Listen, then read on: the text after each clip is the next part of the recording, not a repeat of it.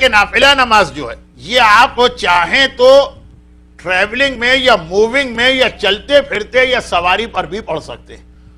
اور یہ نافلہ نماز اگر آدمی کسی جگہ ٹھہر کے پڑھے گا تو اس کے لیے لازم ہے کہ قبلہ رخ ہو.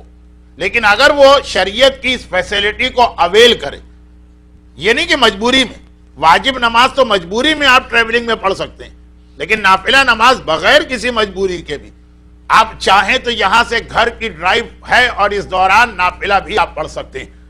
بس یہ ہے کہ اگر ڈرائیور ہے تو وہ زیادہ رسک نہ لے، یہ اپنے مہارت کے اوپر ہے.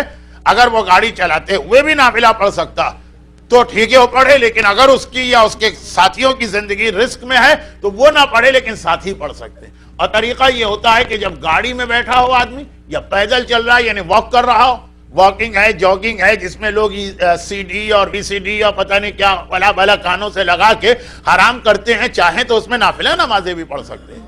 اور وہ اس طریقے سے کہ پھر قبلہ رخ ہونا ضروری نہیں ہے، ایک بات. اور دوسری بات یہ کہ رکوع اور سجدہ ضروری نہیں. وہ یہ ہے کہ آپ رکوع اور سجدہ کریں گے تو لیکن صرف سر کے ہلکے سے اشارے سے، کہ آپ الحمد کا سورہ آپ نے پڑھا، جب رکوع کا وقت آیا ذرا سا سر جھکا دیا اور اس کے بعد آپ نے سبحان رب العظیم و بحمدہ کا سر اٹھا لیا، یہ رکوع ہو گیا. سجدے کے لیے تھوڑا سا سر اور زیادہ جھکا لیا، مجبوری میں نہیں، جان بوجھ کر. آپ کے پاس ٹائم بھی ہے، آپ کو جگہ بھی مل رہی ہے، آپ آرام سے نماز پڑھ سکتے ہیں.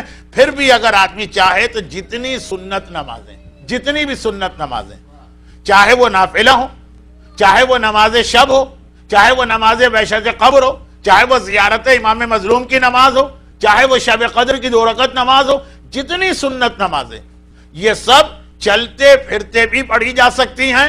اور اس صورت میں نمازوں کے 2 حکم جو ہے نا اس میں لینینسی، قبلے کی ذمہ داری نہیں رہتی ہے، جدھر آپ کا رخ ہے ادھر ہی آپ نماز پڑھیے، رخ آپ کا بدلتا رہے تب بھی کوئی پرابلم نہیں. اور نمبر 2 یہ ہے کہ رکوع اور سجدے کے لیے پھر خالی سر کا اشارہ کافی. ہاں وضو ہونا چاہیے، اس دوران کسی سے آپ بات نہیں کر سکتے.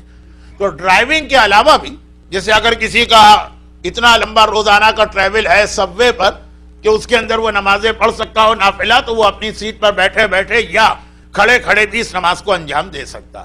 اور جب اتنی بات آ گئی ہے تو ایک آخری بات بھی کہہ دیجیے، اور یہ مسئلہ خالی رمضان کے لیے نہیں ہے، یہ پورے سال ہر نافلہ نماز کے لیے.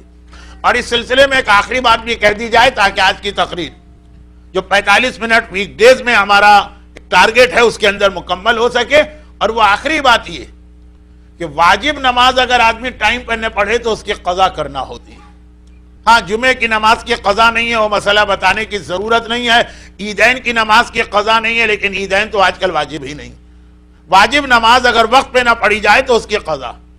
لیکن اسی طریقے سے جو سنت نمازیں روزانہ کی ہیں، جو نافلہ کہلاتی ہیں روزانہ کی 34 رکعت، یہ بھی اگر آدمی ٹائم پہ نہ پڑھے تو اس کی قضا کرنا بھی ریکمنڈ.